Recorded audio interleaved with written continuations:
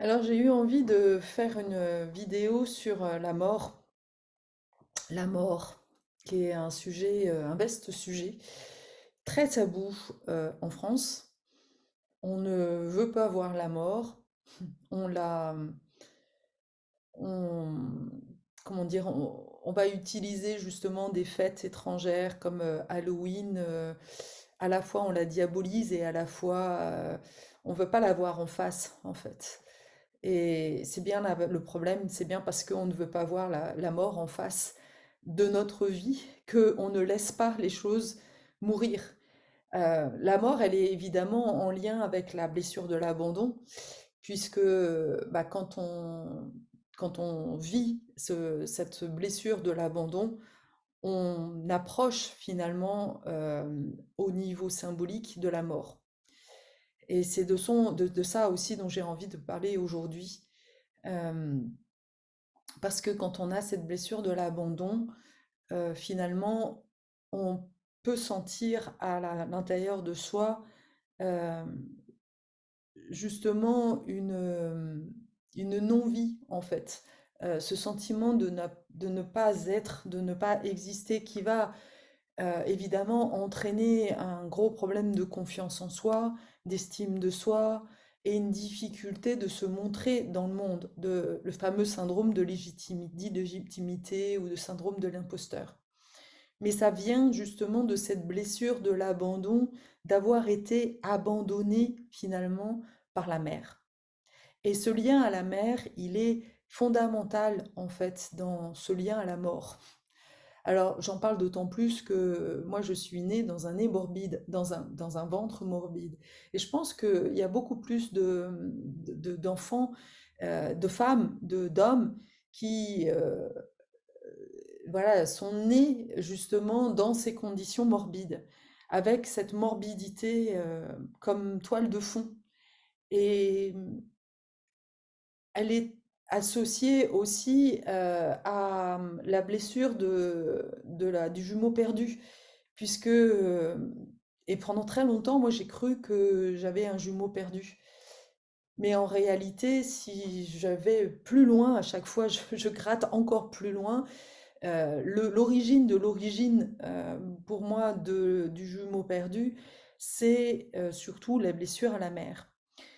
Le syndrome de la mère morte. Le syndrome de la mère morte qui nous confronte à cette mort à l'intérieur de nous et qui fait que on ne veut pas, euh, on a beaucoup de mal de se sentir vivant parce que tant que nous ne sommes pas confrontés à la mort, alors nous ne sommes pas complètement vivants. Et c'est vraiment le sujet d'aujourd'hui en fait, en ce jour de la Toussaint en fait.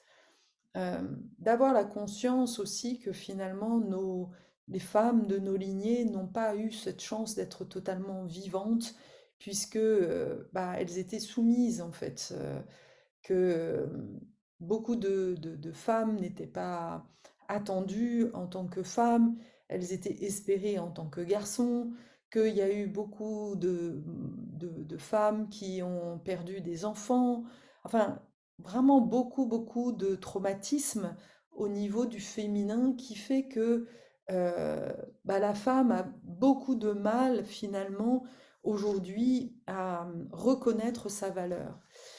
Là, dans ma génération, ce que je vois beaucoup aussi, et même dans les autres générations, ça se répète évidemment, puisque c'est des cycles, hein, puisqu'on n'a pas résolu un problème, on va le rejouer de manière empirée.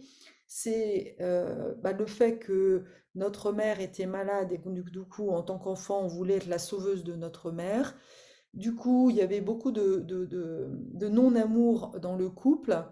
Et toi, tu as vécu, tu as été du coup la sauveuse en fait de ta mère et l'épouse quelque part de ton père. C'est-à-dire que l'amour que ta mère n'a pas donné à ton père, eh bien, pour recevoir la sécurité, eh bien, tu as dû répondre quelque part à, aux besoins de reconnaissance de ton père. Ce qui t'a mis dans une situation, dans une espèce de triangulaire où finalement, bah, toi, tu joues le rôle de l'adulte, mais que personne finalement ne te nourrit de qui tu es au niveau profond. Et là, au niveau de la symbolique, ça te met face à un gouffre, face à la mort symbolique. Pourquoi?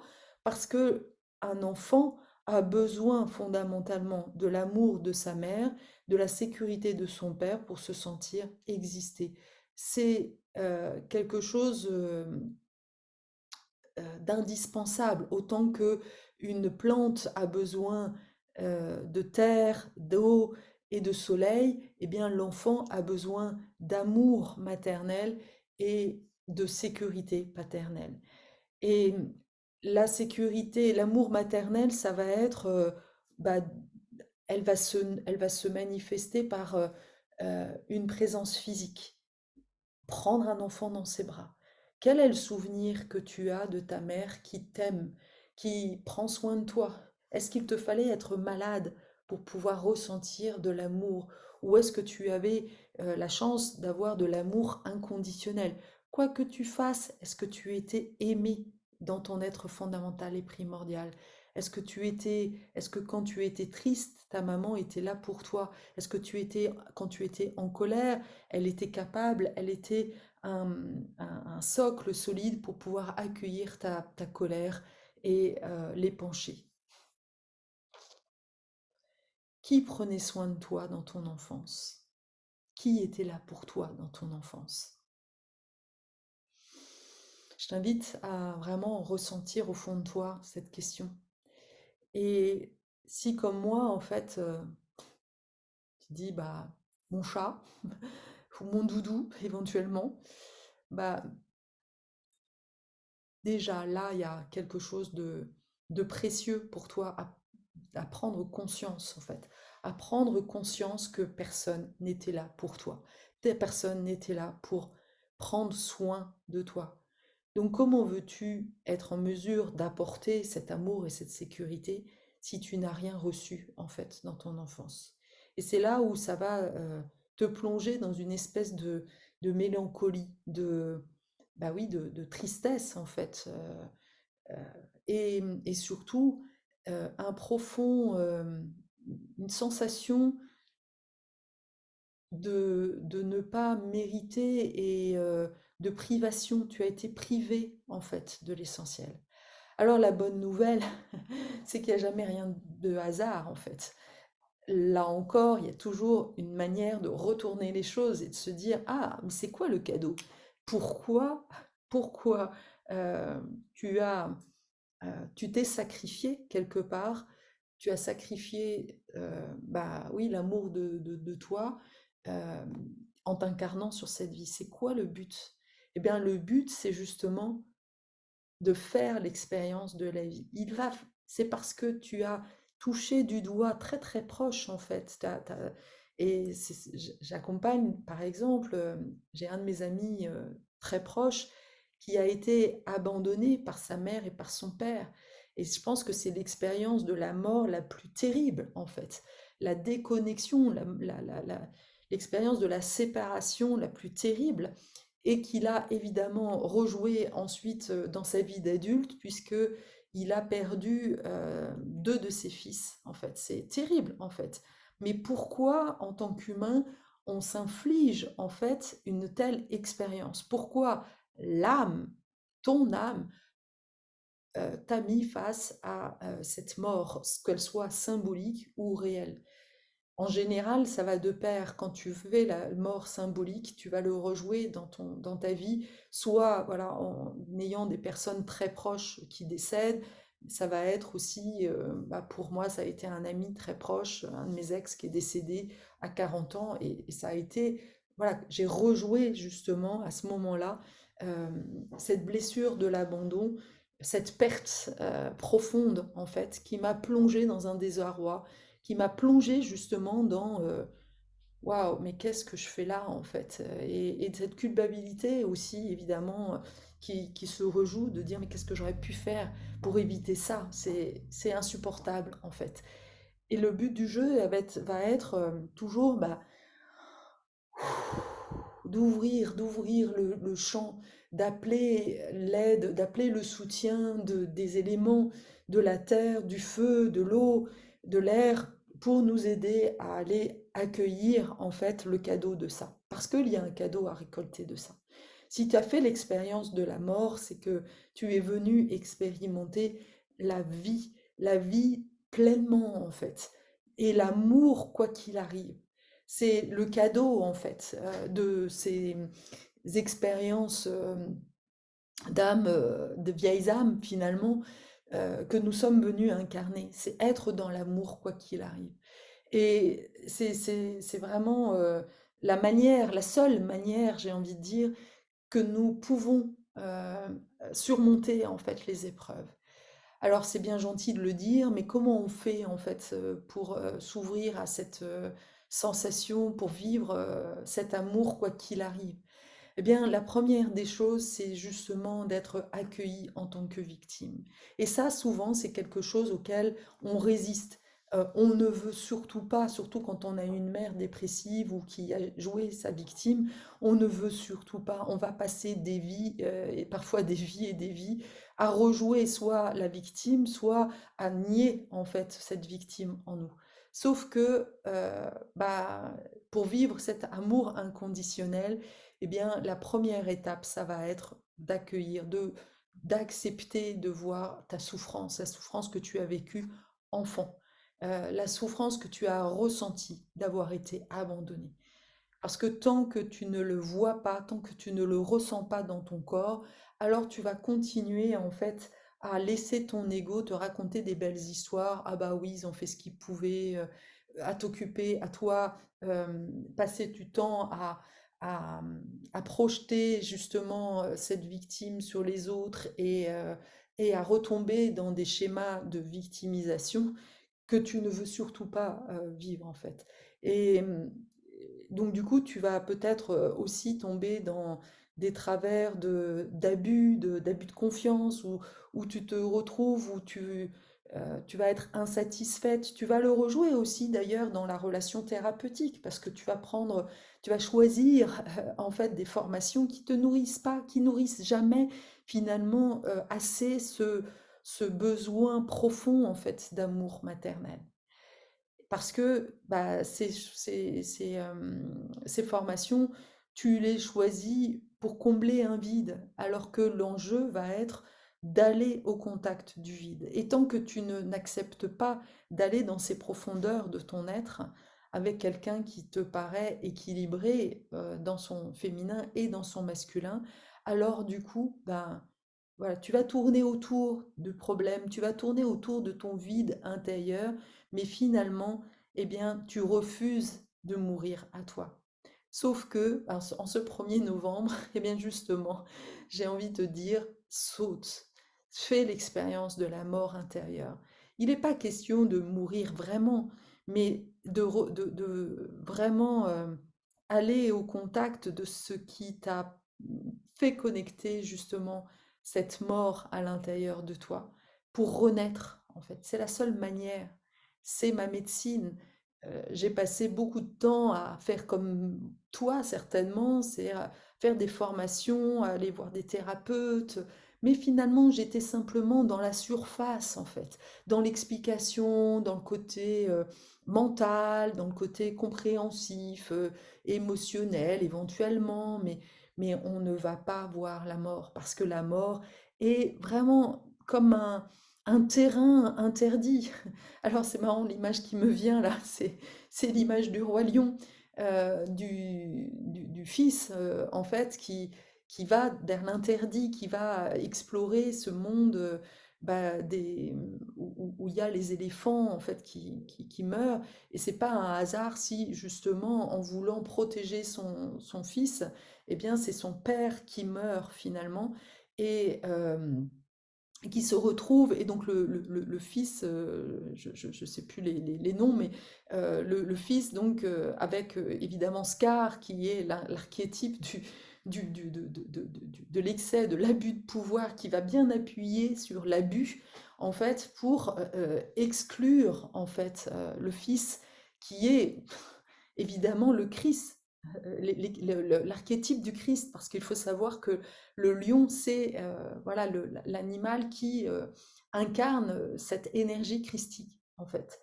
Et j'aime beaucoup cette histoire du roi lion qui finalement nous montre à quel point, ben oui, c'est parce que justement ce lionceau a vécu, pense qu'il est coupable en fait de la mort de son père et qu'il fait cette guérison à l'intérieur, il retourne en fait dans ses profondeurs, qu'il arrive à ressusciter en fait. C'est que il revient dans son territoire nourri de cette expérience. Eh bien, c'est exactement la même chose pour toi en fait. Tu, si tu as vécu la mort, c'est justement pour renaître à quelque chose de bien plus grand, en fait. Et ce sentiment d'inaccompli, eh bien, c'est la deuxième étape, en fait. C'est cette étape de la, ouais, de la renaissance, en fait, de la réincarnation. C'est pas la renaissance, c'est vraiment la réincarnation. Et, et j'aime beaucoup, autant pendant très longtemps j'étais très contre la religion et aujourd'hui euh, bah, j'ai une nouvelle vision en fait de la religion et je vois toutes les symboliques grâce notamment aux lectures que j'ai pu faire avec Annick de Souzenel ou même Issa Padovani qui donne une lecture beaucoup plus symbolique en fait de toutes ces de tous ces événements en fait religieux et, et oui en effet nous sommes nous aussi comme ce roi lion nous avons bah, cette souveraineté intérieure qui demande à renaître et surtout nous les femmes eh bien nous avons à faire ce travail intérieur dans les profondeurs d'aller vraiment laisser mourir à soi d'aller se rendre compte que finalement, non, nous ne sommes pas coupables en fait, et qu'au contraire, nous sommes plutôt alors des victimes consentantes, c'est comme ça que je préfère voir les choses, parce que nous devons faire ce chemin de mourir à quelque chose et pour renaître autrement. Et c'est, on dit souvent, quand on parle notamment des HP ou ce genre de choses, des hypersensibles, d'aller voir la meilleure version de toi-même. En réalité, il ne s'agit pas d'aller chercher la meilleure version de nous-mêmes comme quelque chose à créer, mais aller vraiment toucher, aller activer eh bien, la meilleure version de notre évolution. Parce que bah, c'est ce que nous apporte le Genki, cette compréhension que, en fait, à l'intérieur de nous, on arrive avec, bah, dans cette version étriquée de l'homme, de l'humain, ce côté voilà, simple humain, mortel, qui est dans tous ces drames, dans cette vision, voilà, encore une fois, limitée d'elle-même, de culpabilité, avec toutes ces petites voix là qui nous embêtent, et évidemment tout l'inconscient collectif, hein, que en tant que femme, on ne mérite pas, que de privation, de sacrifice, mais dans le mauvais sens du terme. Et le chemin que nous avons à faire est bien de ressusciter à nous-mêmes pour sacrifier, et quelque part c'est le chemin de l'âme que tu as choisi, c'est que ton âme a sacrifié quelque part une vie basée sur la réussite, etc. Mais pour justement faire cette expérience que tu peux renaître à toi-même.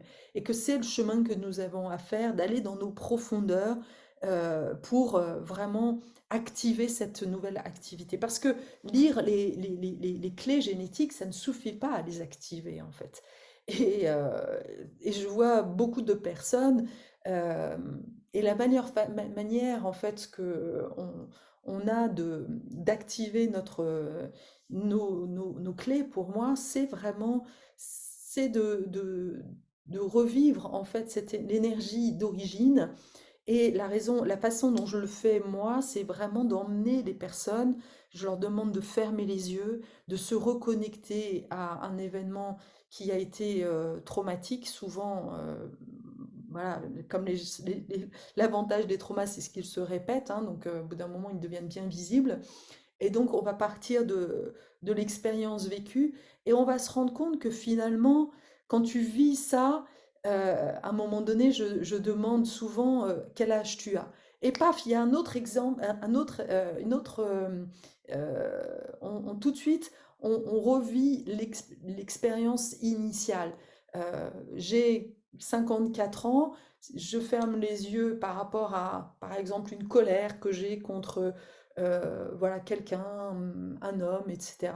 Et si je me demande quel âge j'ai, tout de suite, je me retrouve, par exemple, adolescente face à mon père, et je vois comment les choses se répètent et que la personne qui est en face de moi, et c'est vraiment tout le travail de guérison et de pardon, la personne que j'ai en face de moi est juste un miroir pour me faire rejouer, en fait, quelque chose du passé et me permettre de transmuter. Et de cette expérience-là, eh bien, il y a un cadeau à recevoir. Et le cadeau, bah justement, bah, tu l'as dans le Jenkins. Mais l'expérience à vivre, c'est de le voir dans le corps, en fait. Et de voir que, ah ouais, en fait, j'ai expérimenté bah, cet abandon parce que le cadeau que j'avais à expérimenter, c'est de voir que, quoi qu'il arrive, je suis dans l'amour. J'ai vécu des abus pour m'apprendre à poser des limites, à mettre des frontières en fait, à ne plus me laisser marcher sur les pieds. Il y a toujours des cadeaux en fait, mais quand tu le vis en mode intérieur, c'est beaucoup plus clair. Si tu demandes à ton mental en fait de te montrer le cadeau d'une expérience ou d'une épreuve, il ne trouvera pas en fait. Et pour ça, il faut aussi baigner dans une énergie qui soit suffisamment puissante, dans lequel tu te sens en sécurité. Et je sais que moi, avec toutes les expériences justement et tous les traumatismes et toutes les épreuves que j'ai transmutées, eh bien, je suis en fait cette terre, cette énergie. Alors, ce qui est très drôle d'ailleurs, c'est que ce matin, j'étais avec un de mes amis chers, avec lequel on échange tous les jours, et pas tous les jours, mais toutes les semaines. Et il me faisait remarquer que j'étais au Color des Christ. Il me dit, bah oui, quand le Christ était, était dans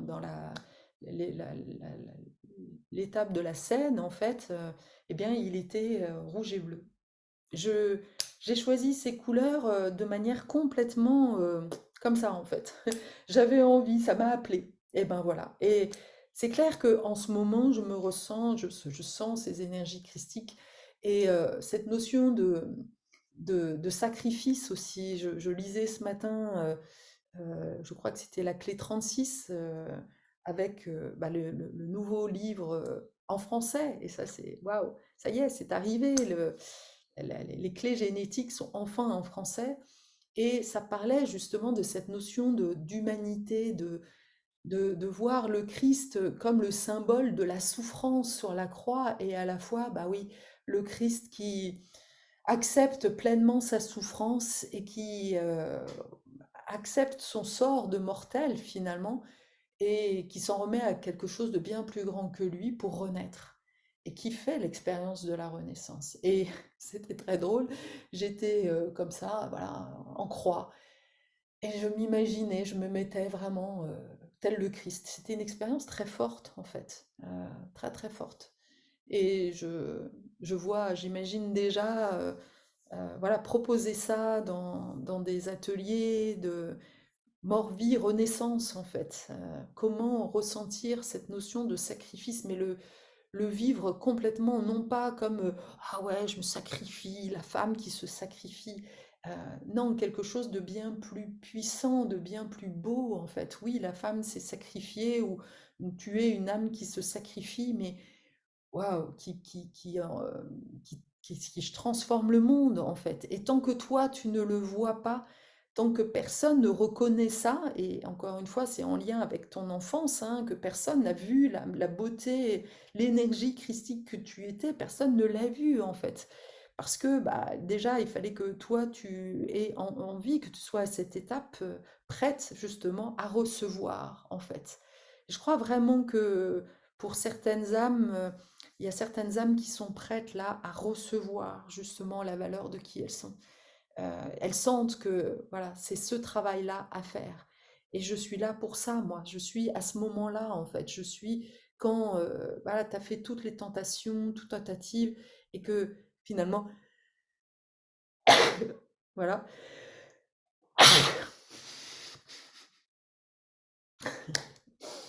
voilà, c'est dit.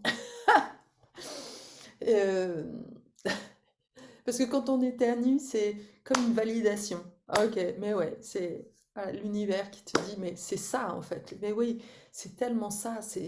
On est prêt à recevoir. Il y a toutes les femmes là qui ont tellement bossé, œuvré, qui ont fait des tas de choses et qui ont ce sentiment de ne jamais, de ne pas recevoir en fait.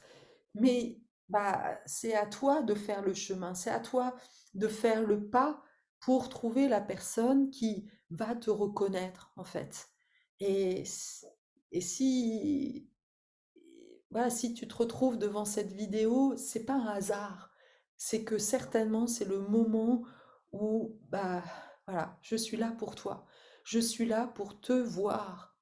C'est tellement puissant. Tu sais, cette image, ce moment de avatar, je te vois. Tu as besoin d'être vu, tu as besoin d'être reconnu dans ta beauté, dans ta puissance, dans ta vulnérabilité, dans tout ce que tu es pour renaître à toi-même. Et là, ça va transformer tes gènes qui vont exploser en fait d'un coup. C'est vraiment une reconnexion à une autre part de toi en fait. Et tout d'un coup, tu vas avoir un espèce de shift. Et c'est vraiment ce qui transforme une vie. Il n'y a pas, c'est vraiment cette étape tellement importante. Je te vois, je te reconnais. Et voilà, j'honore en fait ton âme. Tant que tu n'as pas quelqu'un que tu admires, dont tu reconnais la valeur en fait par l'énergie, hein, parce qu'elle l'incarne, euh, eh bien c'est de ça dont on a besoin en fait. C'est un passage obligé pour vraiment asseoir, ancrer cette légitimité, en fait. Je te vois, je te reconnais. Et finalement, bah oui, c'est toi que tu vois, que tu reconnais à travers moi, en fait. Mais on a besoin de ce miroir. C'est tellement, tellement important. Voilà le message que j'avais envie de, plein d'espoir, voilà, d'une nouvelle vie, de ce futur qui n'est pas encore là, puisque à la Toussaint, on meurt, mais on n'est pas encore ressuscité. Et ouais, il y a vraiment cette bascule à se dire, ok, je m'en remets à quelque chose de bien plus grand que moi. Je ne sais pas où ça m'emmène. Et la mort, elle peut s'incarner justement dans un choix de folie, en fait, de faire un acte. Moi, je sais qu'il y a eu un moment donné dans ma vie où j'ai investi l'argent que je n'avais pas, en fait, parce que je sentais que c'était nécessaire à mon, à mon passage, en fait. C'était ça, c'était comment justement m'abandonner à quelque chose de plus grand. Tant que tu ne fais pas cette expérience-là, eh bien, tu ne peux pas faire l'expérience de la renaissance. Et moi, je sais que je suis morte plusieurs fois, hein. J'ai fait vraiment ces expériences de saut quantique, en fait, où tout d'un coup, waouh, tu prends ce chemin, euh, c'est ce trou de verre, en fait. C'est vraiment le trou de verre qui te permet de faire, d'aller beaucoup plus vite à un endroit où autrement ça t'aurait pas, ça t'aurait pris des années, en fait. Donc, bah, ce qui nous fait peur, c'est là où il y a les plus grandes transformations. Et souvent, bah, on n'accepte pas, on voit nos peurs comme, bah non, c'est pas raisonnable. Quoi d'autre est possible? C'est vraiment l'invitation là du moment, c'est quoi d'autre est possible? Si tu sens un élan, si tu sens que c'est ça que tu dois faire, eh bien fais-le en fait. Euh, Moi, dans mon expérience, j'ai fait des sauts quantiques dans la sexualité. Je suis allée dans des espaces, je suis allée dans des espaces où, a priori, je me serais dit, mais non, mais c'est pas pour moi, en fait. Parce que je savais que je devais explorer ces espaces-là. J'ai exploré aussi la mort, ce saut quantique par rapport à l'argent. J'ai donné de l'argent parce que je sentais que la personne que j'avais en face de moi me renvoyait ce manque de générosité. Et que, ok, bah, j'ai accepté de donner 20 000 € à un mec que je ne connaissais pas, mais pour m'ouvrir à quelque chose de bien plus grand, en fait. Et ça m'a transformée. Cet argent-là était un des plus grands coachings que j'ai fait, en fait. Parce que quand tu vis ça, tu vis à la fois la honte, quand tu te rends compte que, bah, en fait, tu t'es fait avoir, et à la fois, bah, ça nous amène, ça m'a amené vraiment à travailler sur l'amour de moi, quoi qu'il arrive, quoi que je vis dans mes expériences humaines, comment je peux rester dans cet amour de moi. C'est ça que j'appelle ressusciter. C'est de sortir de cette culpabilité, de cette honte, voilà, de tout ce que les humains se mettent ou se mettent les uns les autres, en fait, pour mieux se séparer, pour mieux se juger, pour mieux... Voilà. Et comment, voilà, je peux, dans cette expérience-là de ma vie, comment je peux jouer les pires trucs, voilà, les pires expériences, et à la fois rester dans l'amour. Waouh! J'en rigole, mais je peux t'assurer que je suis passée par des sacrées machines à laver, quoi. Et du coup, bah oui, ça fait que personne d'autre peut avoir un niveau de compassion comme moi, en fait. Je peux tout voir, tout accueillir, tout recevoir, tout transmuter, en fait. J'ai une énergie de ouf, en fait. Euh, et ça, voilà, c'est, merci à la vie, en fait. Merci à ma vie merci à moi, en fait, d'avoir fait tant d'expériences et d'avoir tenté tant de choses ouais, faire grandir, en fait, mon cœur.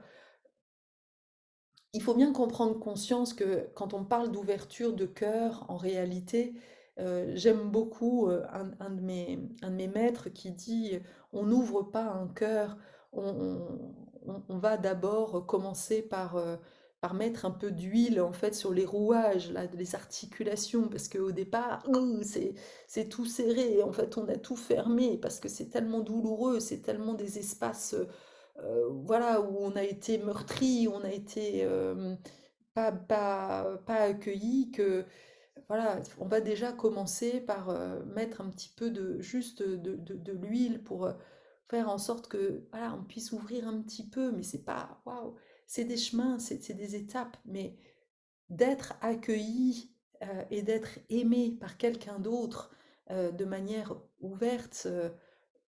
Avec un amour inconditionnel, je pense que c'est la plus belle guérison que l'on puisse souffrir. Et je crois vraiment que c'est ça que nous avons à vivre en ce moment, de faire cette expérience d'amour inconditionnel, voilà, d'être aimé pleinement pour tout ce qu'on a vécu.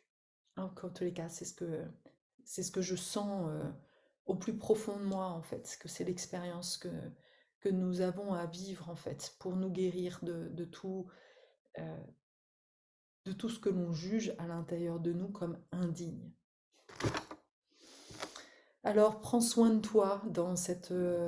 appelle tes ancêtres euh, qui ont, voilà, eux aussi, bah, certainement fait des erreurs et euh, demande-leur de t'apporter ce réconfort, cette sagesse, puisque eux sont dans cette autre dimension où ils sont amour, en fait. Et où ils ont compris, justement, où ils ont appris, justement, de toutes ces erreurs-là. Et finalement, dans la mort, on ne récupère que le meilleur. Et ça, c'est la bonne nouvelle. Donc, on peut le faire dans cette vie-là comment aller voir, aller récolter le meilleur de toutes tes expériences que tu as pu vivre et de rester dans l'amour pour ne pas repartir avec voilà, un karma chargé à bloc, mais au contraire libéré qui puisse permettre à tes descendants, à tes enfants, eh bien, de vivre une vie, leur vie. Et voilà, nous sommes là pour ça, en tous les cas. Moi, je sais que je suis là pour ça, pour venir absorber, pour prendre, parce que ça a été la mission du Christ que quand il s'est sacrifié, oui, il avait cette conscience qu'il portait en lui toute la souffrance, toute la misère du monde, mais en souffrant comme ça, eh bien, il est ressuscité finalement. Le, il- c'est ça le cadeau en fait finalement. Parce qu'on n'est plus dans ce rôle humain de satisfaire notre ego, mais on œuvre pour quelque chose de bien plus grand que nous, en fait. Et c'est vraiment ce vers quoi nous devons aller, la dimension, la nouvelle, le nouveau paradigme où on va être, on va œuvrer pour l'humanité. euh, Enfin, on va utiliser notre vie, on va utiliser notre histoire, mais pour permettre à l'humanité de renaître autrement, en fait, et pour contribuer à cette renaissance autrement. Voilà. Merci, à bientôt. N'hésite pas, tes petits commentaires, ça me fait toujours plaisir. Et là, j'ai vu des super commentaires. Je vous dis merci, merci à toutes celles et tous ceux qui voilà, osent se montrer aussi dans les témoignages, qui osent aussi m'écrire en individuel pour me dire ou me questionner. C'est toujours, voilà, c'est une façon que je reçois et je suis en grande gratitude de tout ce que vous pouvez m'apporter, me rendre justement de ce que j'apporte et ça me remplit le cœur. Et là, pour moi, on est en train de construire aussi cette nouvelle humanité où on n'est plus là simplement à prendre du gratuit, à prendre, prendre, prendre sans rendre. C'est déjà une autre façon en fait de vivre en fait, de ok, honorer le travail, honorer ce que je transmets.